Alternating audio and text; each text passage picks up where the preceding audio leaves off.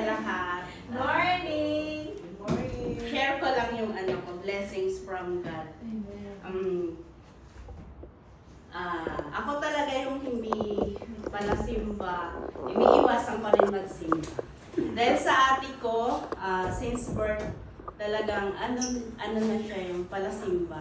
Yung ate ko lang talaga yung nag-guide sa akin na dinadala niya ako palagi sa simbahan. From Philippines hanggang nag-Hong Kong ako, sinusundan niya talaga ako. Tuwing day off, nagtatago ako kasi gusto niya akong magsimba.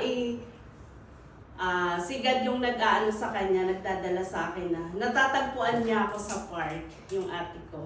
Hanggang sa nakarating ako dito, natagpuan ko pa rin si God. Amen. Dahil kay Pastor. Ako talaga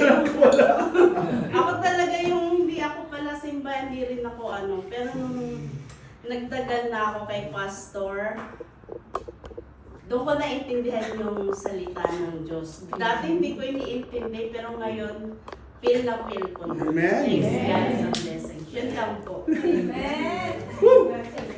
Thank you.